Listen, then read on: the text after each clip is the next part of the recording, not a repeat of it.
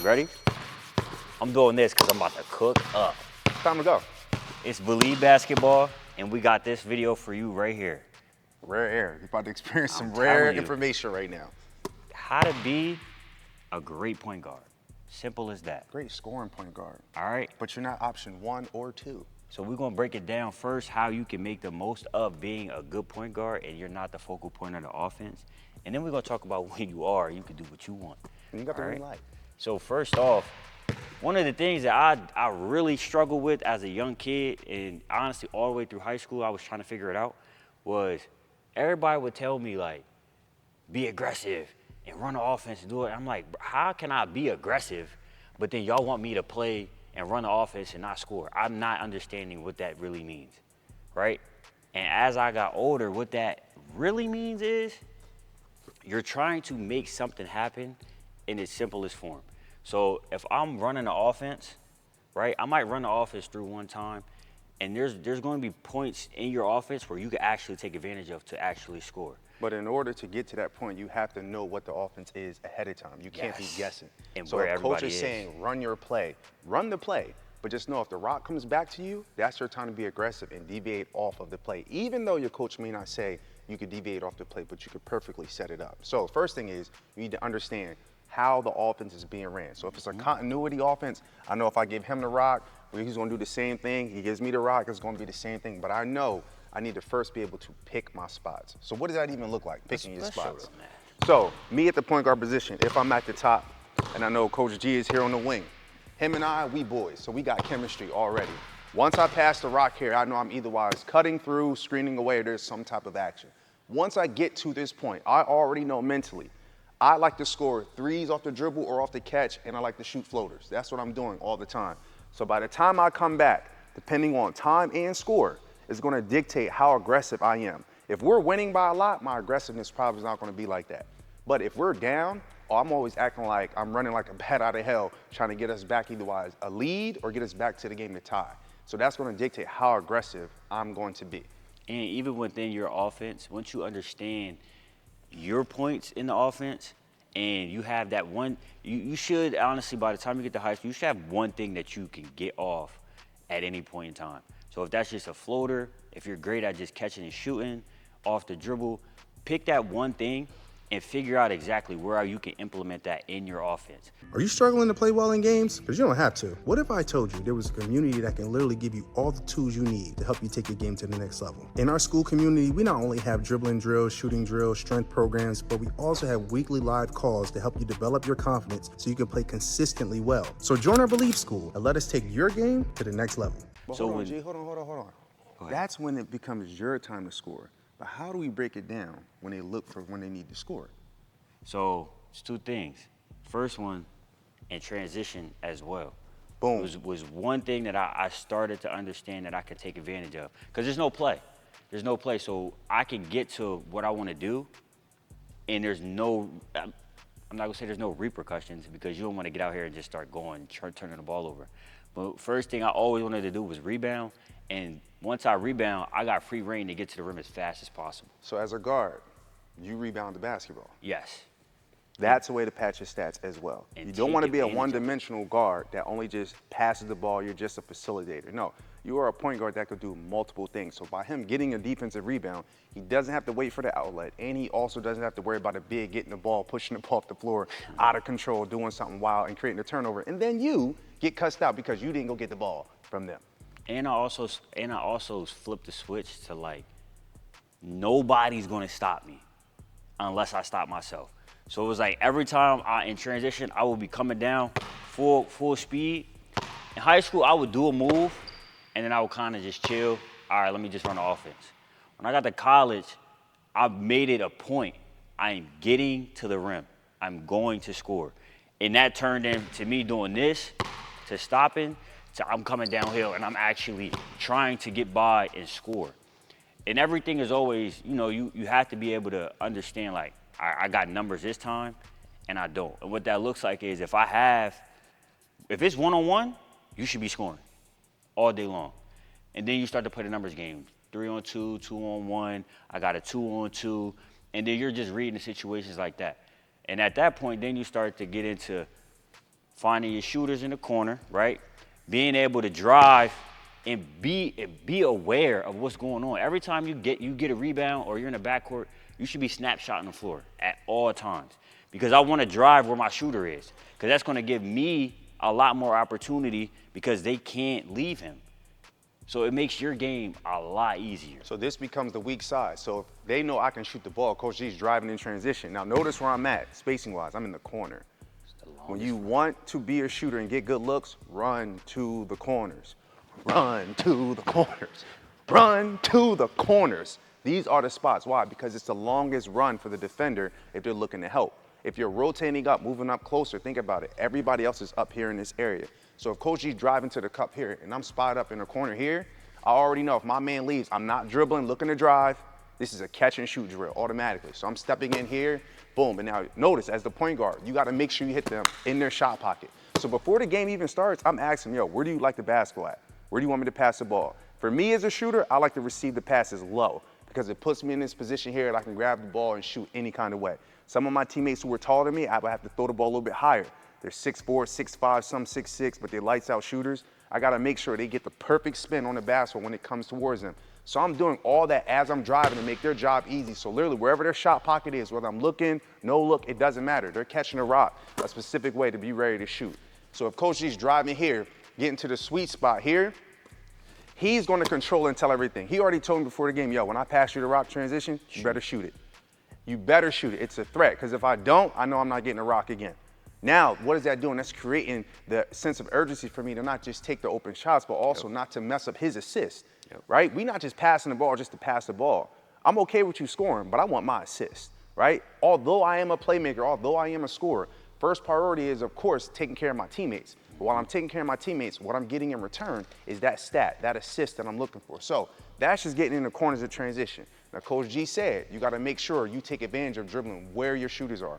However, there is a plus when you go the opposite side of your shooter. So if Coach G's here in the corner, I'm driving in transition, or even in the half court, it does not matter. He is reading me. I'm reading him.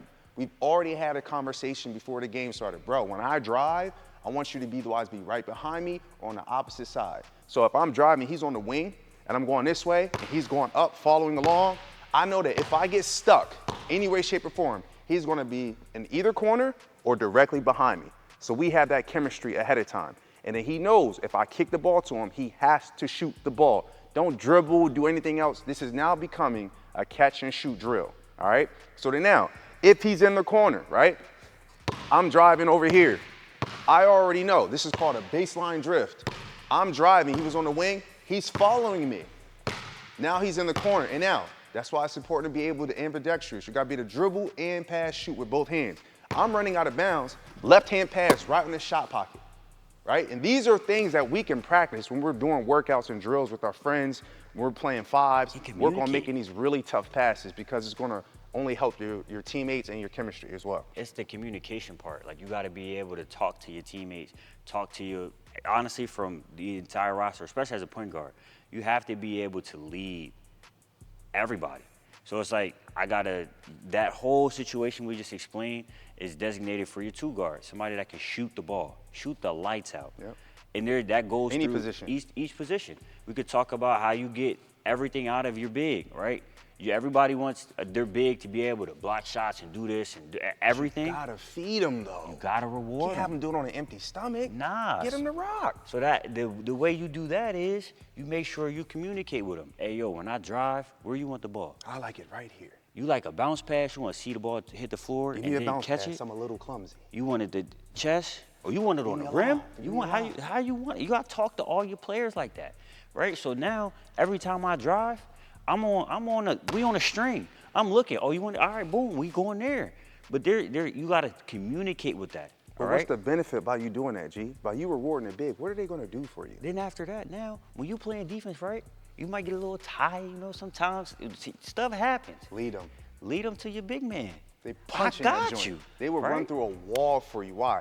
Because you fed them. They will also, when you get that defensive rebound, they're gonna beat you down the floor Yup. from rim to rim, running like a deer, because they know you're gonna reward them. And by you rewarding them, here's the rule of thumb, all right? Not even just as a point guard, but as a great teammate. If your bigs are all the way down here They get the rebound, outlet the ball to you in the position, and they sprint and beat everybody down the floor, give them the ball. And now you're like, John, what if they can't catch? Throw them a bounce pass. Or you get creative by getting to the cup. Coach G's already down. He's my big. I'm going to place the ball right where he asked me. He said a lob. I'm throwing him a lob. And guess what? He's getting all the attention he wants from the crowd, right? Notoriety, the respect, and his stats are up. Now, he may just be a great rebounder. Now he's averaging a double-double because you keep setting him up now. He's not even a great scorer. But because you're putting him in a prime position, you're making him look better than what they actually are. And that's the infectious attitude you have to have as a playmaker, as a scorer, as a teammate, because now your teammates are looking better than what they are. They're going to play harder than they normally would because you are rewarding them for their hard work. Yep. You got to feed them. Got to. And that goes to your slashers as well. Ooh.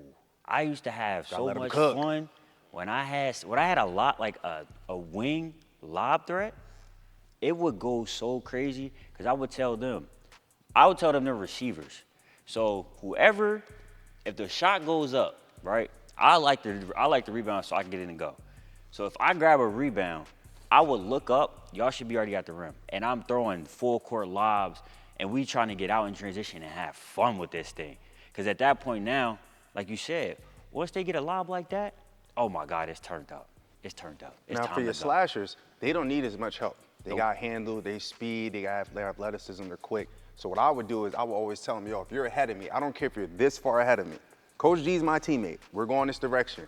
I got the ball, I'm passing the ball ahead. Now what I'm doing is creating a culture of unselfishness. So once I'm going to the rim, I'm like, oh shoot, I see a wide open lane. However, my boy's here, so I give him the rock. Now he's pushing it to the basket, and he knows the same exact thing we talked about earlier of being in a tandem. Yep. When he drives, I'm gonna be either wise opposite him or in the corners to help set him up. So all we gotta do now is just focus on whoever's ahead, let them create, let them cook, right? So if they can't get to the basket and get the shot that they want, they automatically know if they're stuck in the air, they're gonna see me here, here, or directly behind them. That way now they also look good, because think about it. We all know, coaches, they tough, all right? They want things done the way that they want it done. The way that they want it done, meaning like I told you to go left, not here, but way over here, 10 out of 10 times. They don't want to hear any excuses. So you're actually helping your teammate out that when they get stuck or they try to deviate off the plan, you make them look good by making the play work, by being their outlet.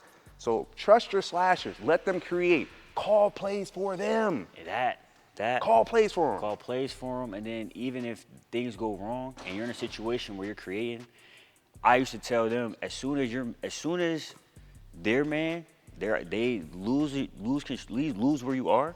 So if the slasher is here and their man's playing defense, and as soon as they turn their head to focus on me, cut.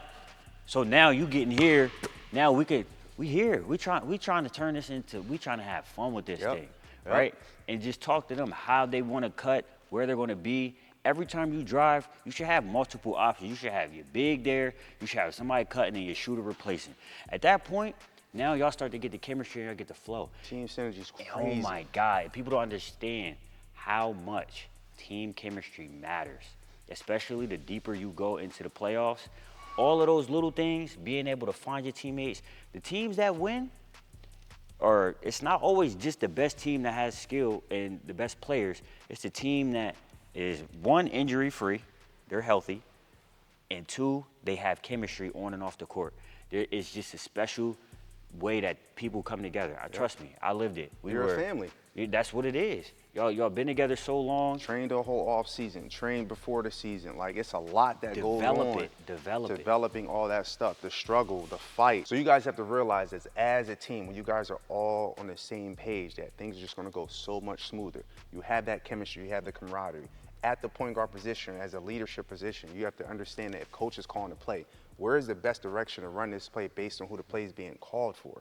I have to know these things as a floor general, as the player coach on the floor. So if I have a play here and coach is saying, yo, we want to get a three-point shot for G, I know G shoots better going towards his left, meaning when he goes right, left, even though he's a right-handed shooter. So what I'm going to do is I'm going to make sure that I run the play on this side and I have them set up coming this way. Now, traditionally, right-hand shooters want to go around left, right, but I know my teammate. We've had discussions. We train together before practices, after practices. We have shooting competitions. I know he always beats me every time going to the left. All right, cool. I want to set this play up for him. And as I'm doing it, I'm telling him, bro, when you get to the top of the key, you're going to be green, all right? As soon as you get to the top of the key, I'm driving, I'm setting you up, I'm putting the basketball right in his shot pocket. And I'm like, yo, catch and shoot. We need this play. I already know you're going to make this shot. And then to take it a step further, let's say game's on the line. You are more than capable of taking over the game yourself, right? But if you see your teammates hot, you got to let them cook. Yep. Usually players struggle with trying to differentiate when should I take over, when should I lead. Listen, you as the floor general and the leader, the opportunity is going to come for you to be able to take over, but you have to be able to know those situations when it's important. Yep. Take care of your teammates, they'll take care of you. And you'll understand the flow. As the more you play, the more you operate, the more you do this, just start to think about these things. And then you'll start to understand the situation. You'll be able to read the room, all right? You gotta take steps, all right? You do one thing at a time, and then you'll be able to understand, the light bulb will start going off. Sometimes your best players are going to be off. You could tell they're a little under the weather. They're dealing with an injury that they're not going to really vocalize or tell everybody. They're going to tell you, yo, bro, like, I need you to cover for me today. Like that. Normally, you throw me the rock here, I ain't really. And you cover for them, and that's just building that trust. That's how you go further in the playoffs. That's how you win consistently because you're looking out for your brother. You're looking out for your teammate. Y'all family. That's how you win games. So it's just all of those little things as a point guard. Trust me, we got a lot more to share with you. So much more. But this is just part one of something that we just want to start to continue to build on, all right? So you know who it is. It's your boy, Coach G. Coach John, Believe Basketball. We out.